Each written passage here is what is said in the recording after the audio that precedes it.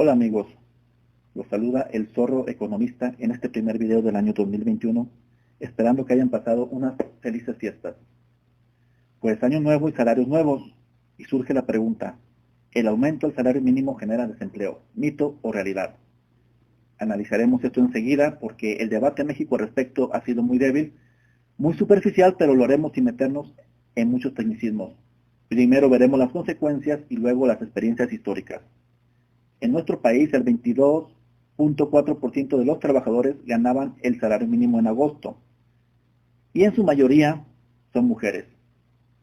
El gobierno federal anunció un incremento del salario mínimo de 15% para 2021, pasando de 123 a 141 pesos, casi $1 diario.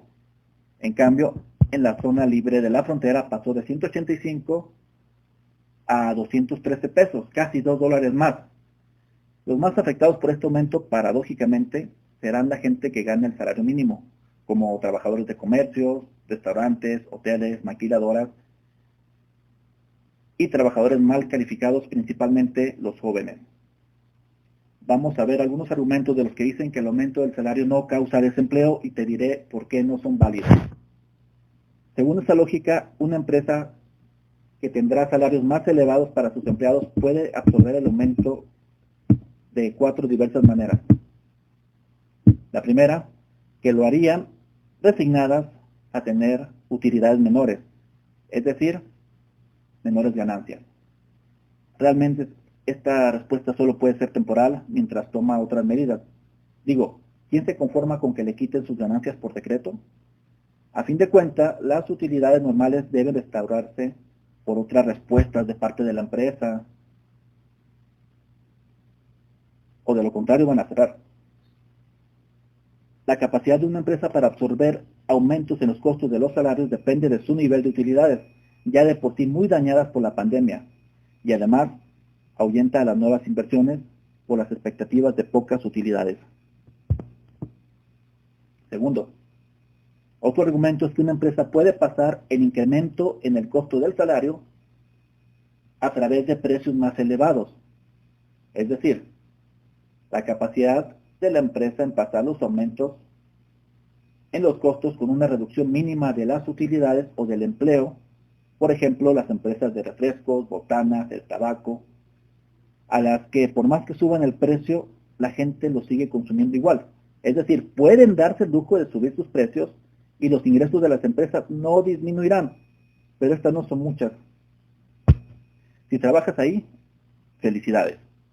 Pero si tu empresa no domina así su mercado, no podrás subir el precio.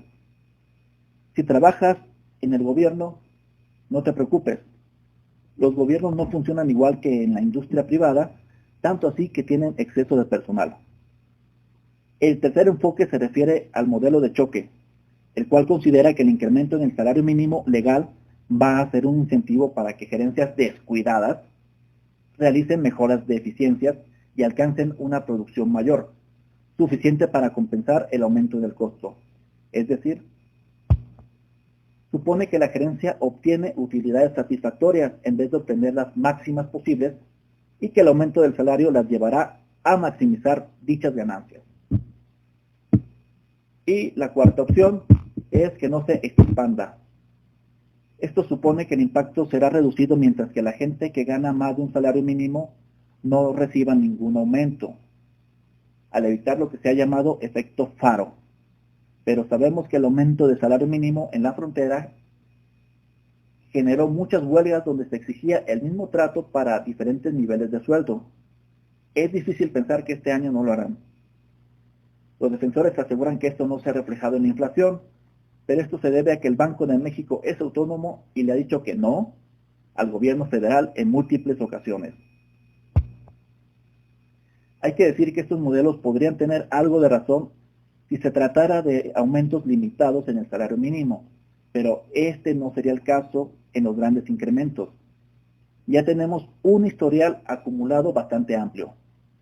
Aumento de 16% en 2019, de 20% en 2020 y ahora de 15% para 2021.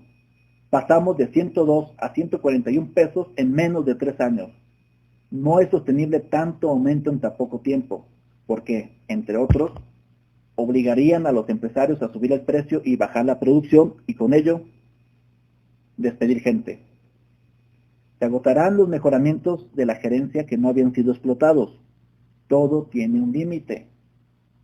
Y en algún punto la demanda de trabajo se vuelve negativa. En síntesis, a mayores salarios, menos trabajadores contratados. Además, la empresa puede reaccionar al incremento de los costos de salario de otras formas, como sustituyendo mano de obra por capital, es decir, comprar máquinas que hagan el trabajo de personas, cambiar su producción a mercancías que requieren menos mano de obra de salario mínimo, o sustituir con mano de obra de mayor costo y mayor destreza también, mano de obra que no ha sido afectada en su salario por un aumento.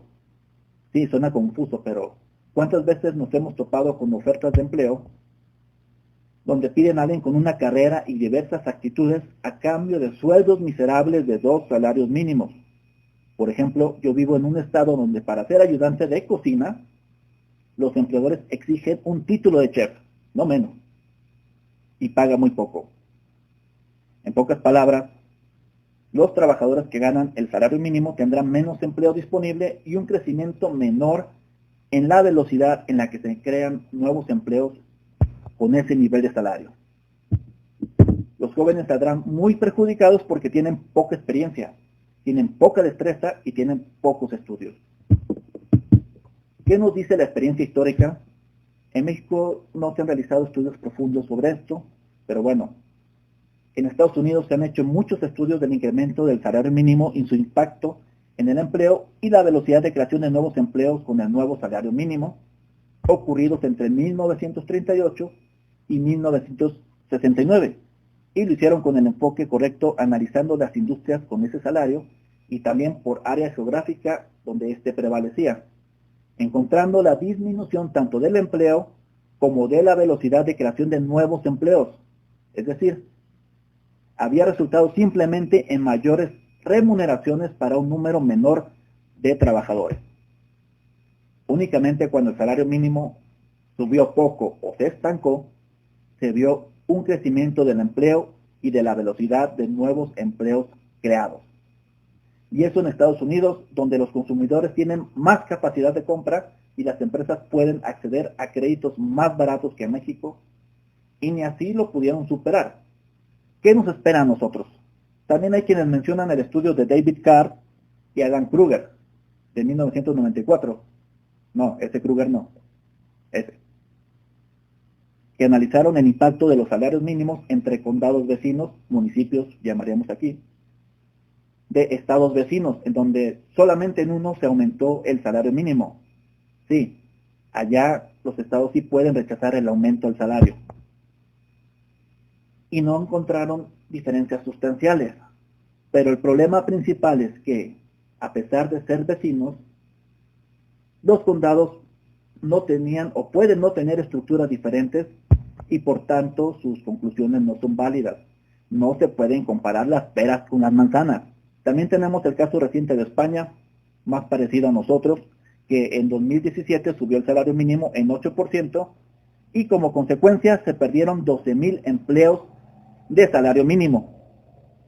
España es más parecida a nosotros que Estados Unidos y de ahí podemos darnos una idea de qué es lo que viene. Pero en síntesis, los empresarios van a contratar la cantidad de trabajadores que les sea rentable. Aumentos de 2 dígitos en el salario mínimo causan desempleo. Punto. Además, también significa mandar trabajadores formales a la informalidad, donde no tienen ninguna prestación social. Y según el INEGI, efectivamente eso está pasando. Pero esa es harina de otro costal que después la veríamos. Por ahora es todo. Hasta luego.